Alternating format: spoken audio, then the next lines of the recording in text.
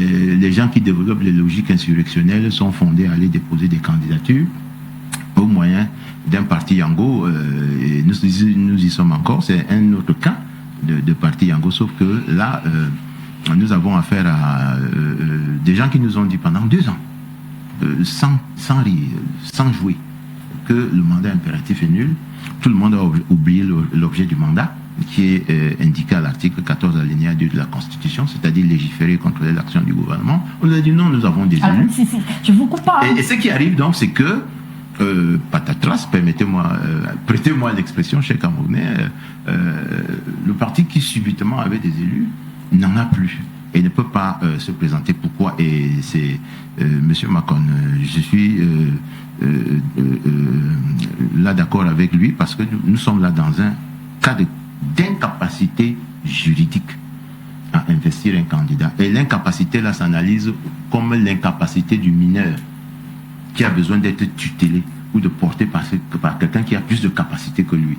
Et dans le cas d'espèce, le Manidem a plus de capacité juridique parce qu'il a acquis cette capacité lors du double scrutin de 2020 avec son conseiller, à travers son conseiller municipal de la commune de Dibombari. Donc, un parti qui nous disait jusqu'ici qu'il a recruté des élus, qu'il ne sert à rien d'aller aux élections, se retrouve dans un taxi Yango pour aller déposer sa candidature au moyen de l'investiture d'un autre parti qui a plus de capacité juridique et qui nous avait expliqué que non, aller aux élections c'est rien, il suffit de... Et vous voyez que nous sommes encore dans une autre logique mercantile, c'est-à-dire vous pouvez ne pas avoir de parti politique, n'allez pas aux élections. Pourtant, le professeur l'a bien dit, conquérir le pouvoir, l'exercer et s'y maintenir. C'est-à-dire que si vous créez un parti politique et vous n'avez pas ces objectifs dans la tête, vous avez un problème. Si vous pensez qu'un parti politique, c'est un fonds de commerce qui, occasionnellement ou périodiquement, épisodiquement, va vous donner des possibilités de vous faire un peu d'argent dans les poches, vous vous trompez, parce que vous devez apporter la contribution de votre parti politique à l'édification d'une société plurielle, pluraliste et démocratique. C'est ça la vocation des partis politiques. Je pose une question, peut-être un peu rhétorique. Alors, si votre raisonnement est logique, est vrai, pourquoi est-ce que ce candidat se serait donné tant de mal pour chercher un parti Yango? Si tel est que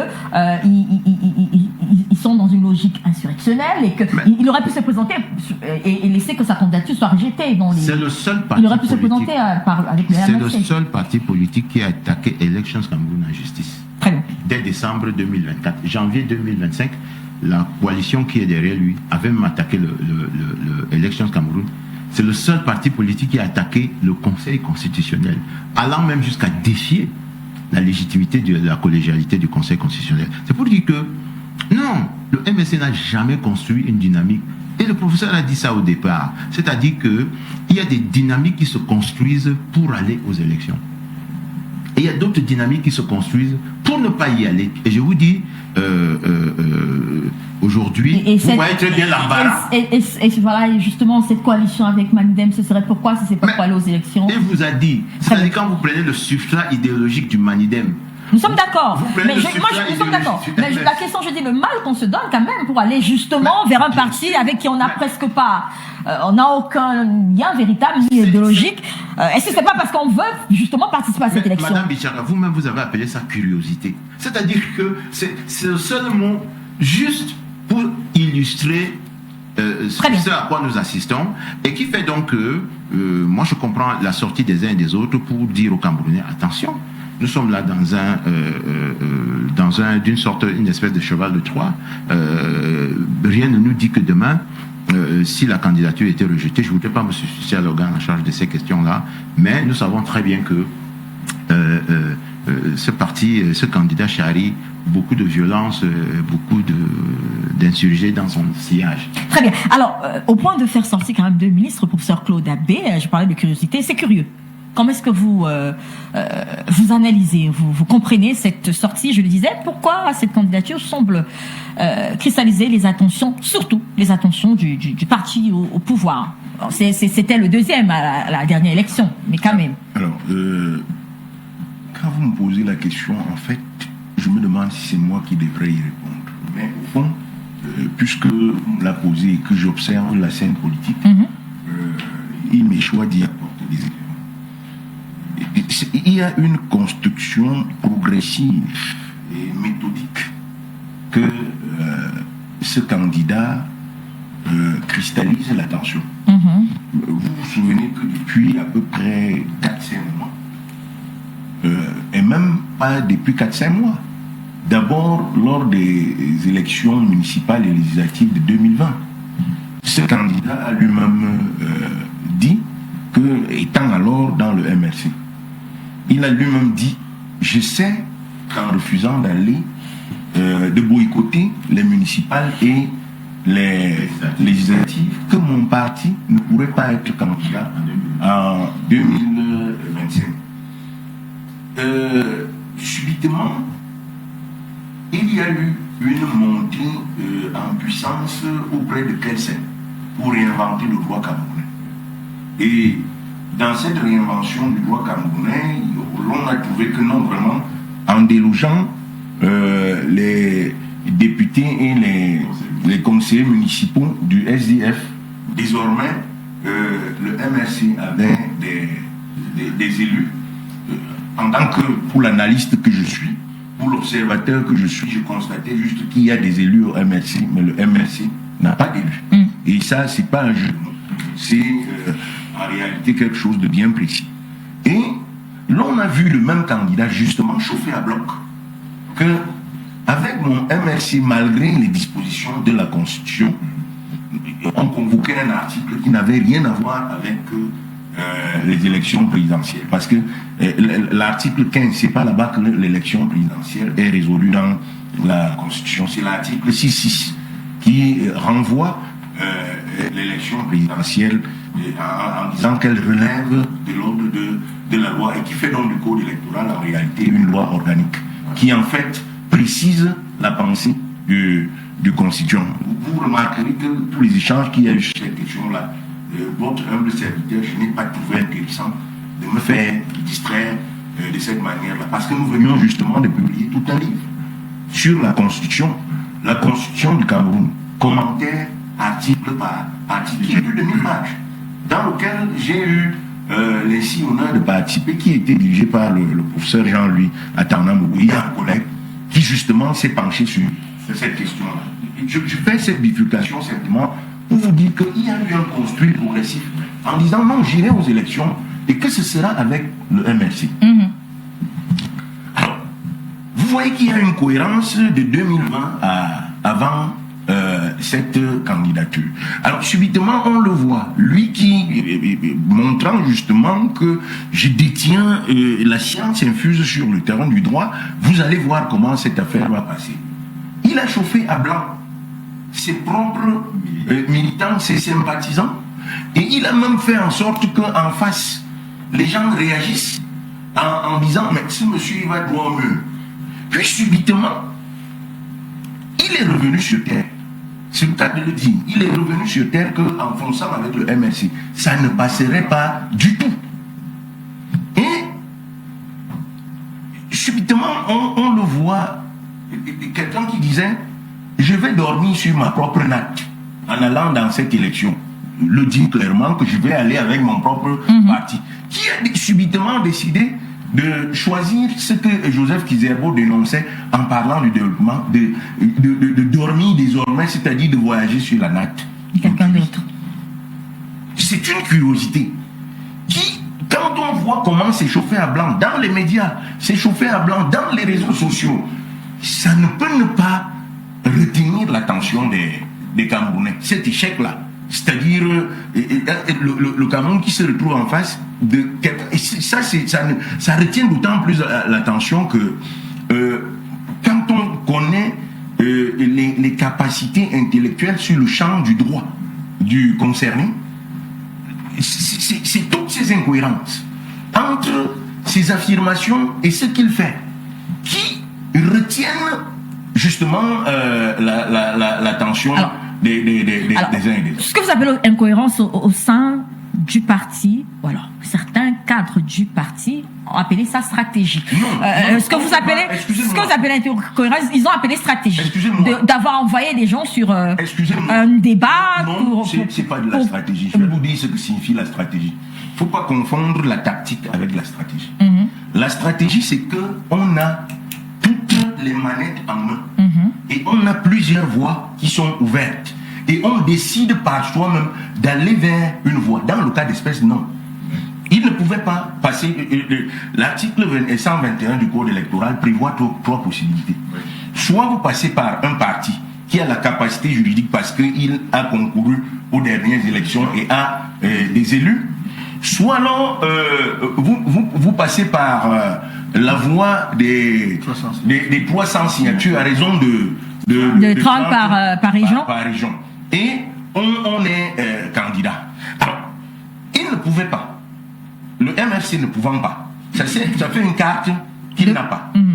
Les 300 signatures, je ne sais pas comment il aurait fait pour les avoir. Donc, en réalité, là aussi, il ne tenait pas les manettes en main. Il ne lui restait plus qu'un seul et unique choix. Celui qui a été fait. C'est celui de faire le taxi à hausse. Ça ne peut donc pas être une stratégie. C'est plus de l'ordre, permettez-moi. Oui, allez-y. Parce que ça, c'est... La ruse est de l'ordre du faible. Le faible, celui qui est fort utilise la force. Il n'utilise pas la ruse. Et dans le cas d'espèce, c'est un échec pour lui. Et je vous dis, d'ailleurs, ceux qui sortent gagnants de cette transhumance politique, c'est Ekan et Anissé et le J'ai lu votre publication là-dessus. Mais moi, je veux aller ailleurs. Excusez-moi, pas seulement. Alors, je veux aller sur la sortie des membres du gouvernement. Oui, celle-là.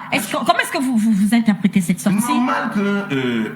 Est-ce que c'est pas une curiosité également? Non, je ne trouve pas que ce soit une curiosité. Je vous dis pourquoi c'est pas une curiosité. Ces membres du gouvernement sont membres d'un parti. C'est-à-dire qu'ils sont en face de celui. Et puis, il faut le dire, hein, quand même, le candidat Kamto, comme le candidat Cabral Libi et un certain nombre, sont quand même des poids lourds dans la scène politique camerounaise. Et les déplacements qui sont les leurs ne peuvent pas être considérés comme étant des épiphénomènes. C'est des acteurs sérieux en face. Et donc, il est normal que ceux qui sont en face... Qui sont également des membres du parti.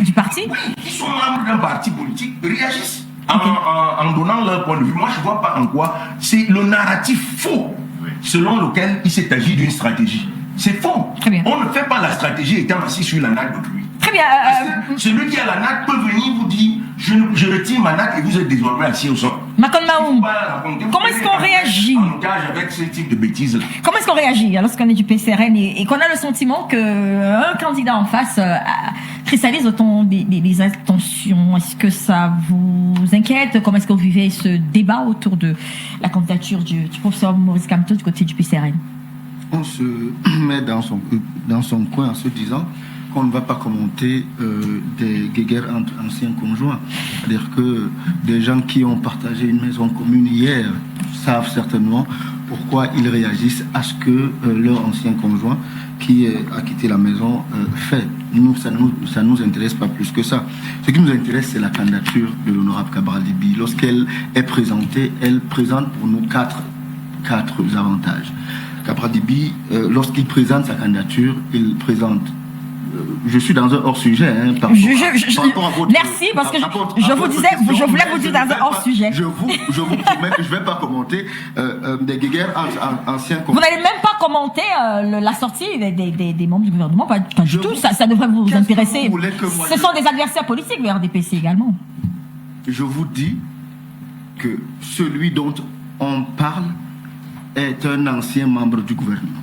Que des membres du gouvernement avec qui il a été hier commente ce qu'il fait aujourd'hui hors du gouvernement ne vous intéresse pas intéresser un parti politique qui espère au soir du 12 octobre présider aux destinées de notre pays. Très bien. C'est pour cela que ce qui m'intéresse moi, c'est de parler de la candidature de l'honorable Cabral Libi. Qu'est-ce qu'elle représente? Elle représente 4 choses. L'espoir, elle représente la rupture, elle représente l'apaisement, elle représente la constance. L'espoir, je n'ai pas... On n'est pas en campagne. Si vous ne commentez pas ma question, vous me permettez de poser la question à quelqu'un d'autre qui va la commenter. Je préfère ne pas commenter. Très bien. Alors, monsieur Jores Ngapout, c'est une curiosité pour vous, cette sortie des membres du gouvernement? Et est-ce que c'est une curiosité qu'il y ait cette guerre très prononcée entre ce parti et la candidature de Maurice Kamto? Aujourd'hui, je ne sais pas si on va dire candidature du MRC ou du Manidem, pour ainsi.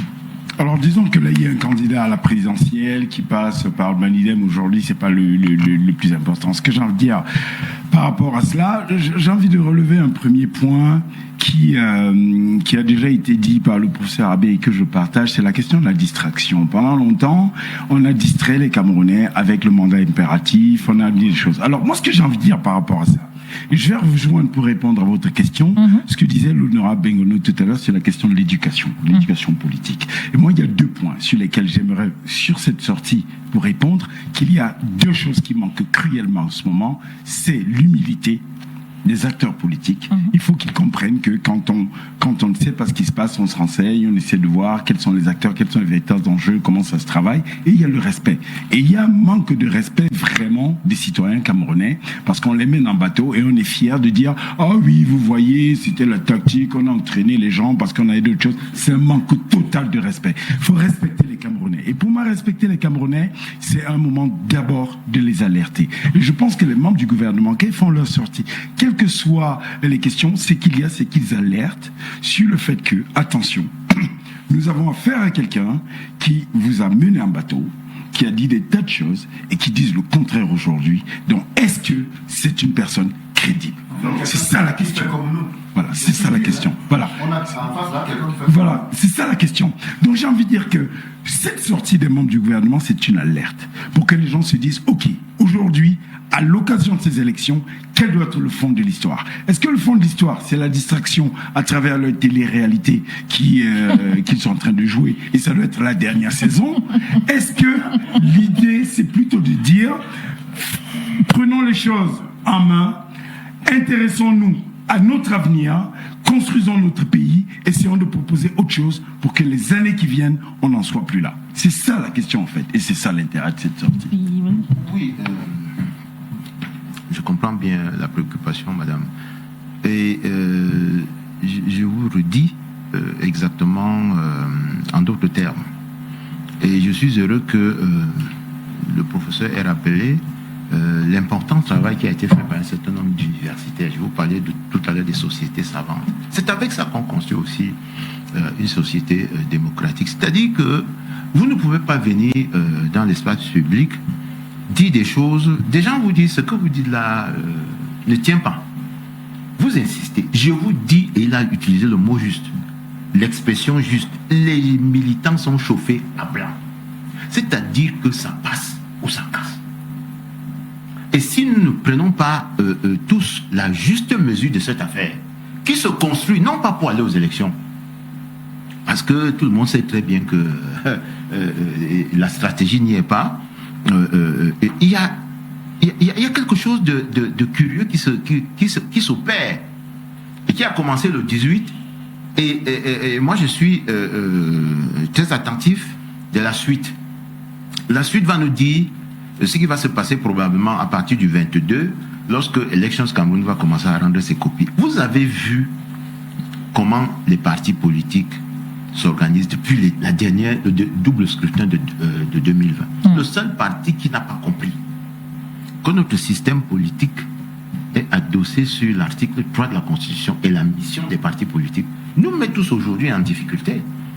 Et est-ce que c'est ça qu'on doit enseigner aux Camerounais, c'est-à-dire aux jeunes citoyens qui nous regardent en disant non, vous pouvez ne pas aller aux élections et puis il n'y a pas de souci, vous êtes un grand stratège, quand vous embarquez toute l'opinion vers un sujet et puis le moment venu, vous pouvez convoquer ça en disant vous voyez, on vous a dit que ces gens nous détestent, vous vous victimisez et vous provoquez le choc qu'on attend. Donc notre message est clair. Autant nous nous réjouissons de ce qu'il y ait un engouement en cette phase de déclaration des candidatures, autant nous voulons attirer l'attention des autorités, des diverses autorités, pour que les uns et les autres sachent que nous ne sommes pas tous porteurs d'un projet électoral pacifique, apaisé, avant, pendant et après. Et il y a des gens qui préparent autre chose.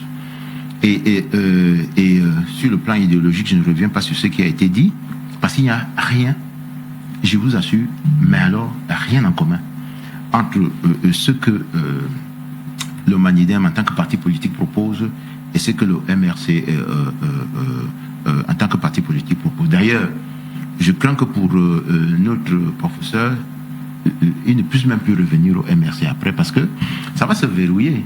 Ah oui, attention, parce que vous oubliez quand même qu'il y a eu un congrès où ce parti avait désigné un candidat à l'élection présidentielle qui est effectivement en démissionnant. Moi, j'étais à cette conférence de presse et nous étions tous soucieux d'entendre cela de sa propre bouche. Il nous reste à voir les documents là-dessus. Et je dis que ça ne devrait même pas cristalliser autant l'attention, tout simplement parce qu'il y a d'autres candidatures. Monsieur Macron a voulu parler de celle de son champion, mais nous ne sommes pas encore en campagne. Nous aurons l'occasion de parler de toutes les candidatures. Peut-être qu'il faudrait, de mon point de vue, et là je convoque l'humilité, dire que moi je ne suis pas responsable d'Elections Cameroun. Elections Cameroun va sortir une liste des dossiers rejetés, des candidatures rejetées. Il va sortir également une liste des candidatures retenues.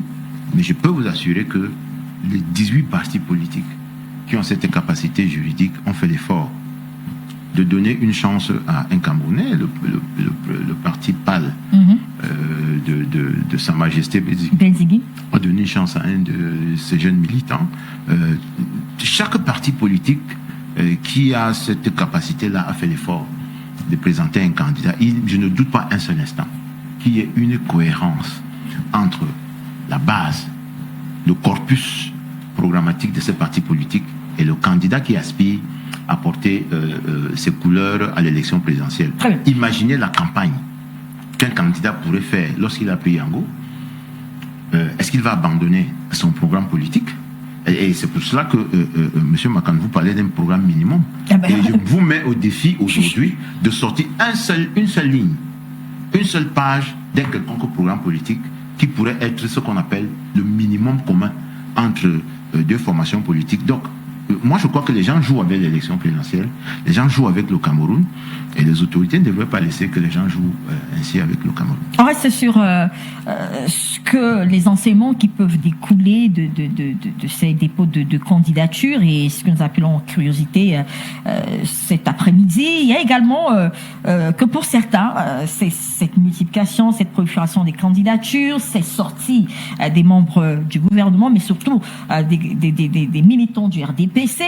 Et cette deuxième candidature du RDPC, il faut qu'on en parle, montre qu'il y a un petit souci, et peut-être même une frilosité au sein du parti, de votre parti, que les choses ne sont plus au point, que cette candidature de votre champion passe mal, que c'est peut-être la candidature de trop. Je vais commencer par le professeur Claude Abbé.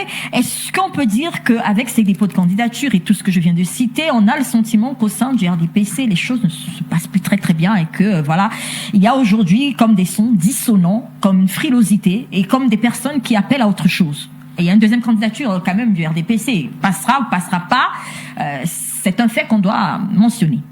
Il faut le dire, les militants du MRC, du RDPC pourraient vous dire qu'ils sont sereins, que vraiment tout va bien dans leur maison. D'ailleurs, comme tout membre d'un parti politique. Mais ce qu'on constate, c'est que la candidature de M. Taylor Onana, c'est une candidature de quelqu'un qui lui a pris le courage de dire à haute et intelligible voix ce que beaucoup pensent à voix basse dans leur chaumière. En réalité, que la candidature de leur candidat naturel est aujourd'hui quelque chose qui empêche, qui tue un certain nombre d'ambitions, d'un certain nombre de générations, qui devraient s'exprimer légitimement et qui estiment qu'il s'agit d'une candidature de trop. Beaucoup de gens ne le disent pas. Mais quand vous échangez avec ces gens-là en privé, vous vous rendez compte que Taylor Onana n'est pas un épiphénomène tel qu'on a tendance à vouloir le présenter. Ce n'est pas un épiphénomène.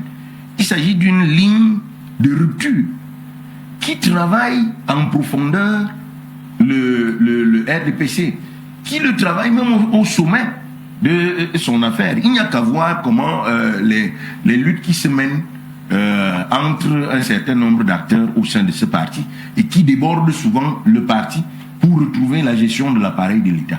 Vous vous rendez bien compte qu'il y a une nuit, je ne sais si c'est des petits couteaux ou si c'est des longs couteaux, qui se jouent là-bas et qui montrent que les gens ont besoin d'autre chose. Mais comme la chape de plomb y étant, que si jamais vous montrez la tête, tout le monde qui aspire attend tout simplement de la couper. Parce que les gens sont tous armés de coutelas, et de véritables coutelas à ce niveau-là. Donc à mon avis, ce n'est pas un épiphénomène, c'est de mon point de vue, si le RDPC peut venir sur des plateaux, vous dire qu'en fait c'est un personnage égaré, qui a ceci et tout le reste, qui fait son affaire, mais en réalité, je suis sûr qu'en interne, ils prennent la mesure de l'acte symbolique. Vous savez, la politique, c'est aussi des symboles. Ce n'est pas simplement les coups qu'on se donne.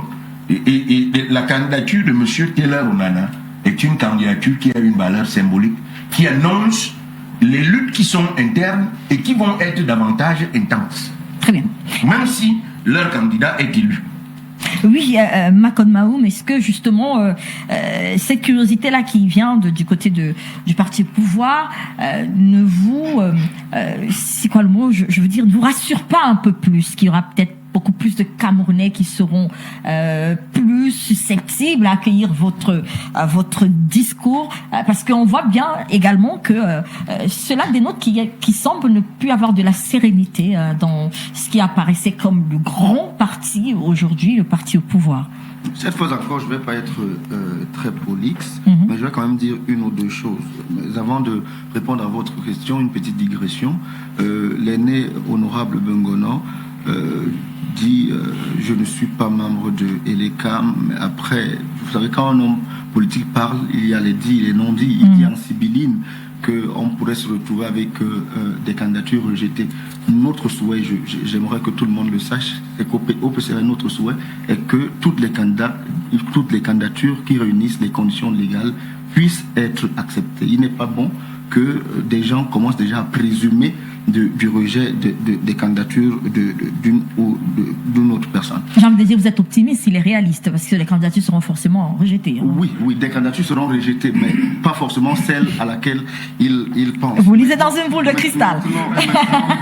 Vous lisez dans une boule de cristal. Il commente un sujet, il commente la candidature d'un candidat, et c'est au cours de cette argumentation qu'il dit 3 fois, j'ai noté 3 fois, qu'il n'est pas membre de l'ECAM, mais que certaines candidatures risquent d'être rejetées. Alors, donc, je dis, s'ils avaient cela dans leur agenda, nous souhaitons que tous les candidats dont les dossiers sont normalement dûment constitués puissent compétir. Ça, c'est une première chose. Deuxième chose, la candidature de M. Taylor Onana est l'expression d'un malaise profond au sein du RDPC. Vous savez, depuis, je vous ai parlé tout à l'heure du verrouillage de la candidature à l'élection présidentielle au sein du RDPC. Oui. Justement, voilà une excroissance de cela. C'est-à-dire que M. Taylor Onana est un membre du RDPC qui souhaite présider au destiné de son parti, puis au destiné du Cameroun. Mais du fait des dispositions statutaires du RDPC, il n'arrive pas à le faire. Quel autre moyen il a de s'exprimer? Il attaque en justice, puis il présente sa candidature pour exprimer le malaise de bon nombre de membres du RDPC. Vous savez,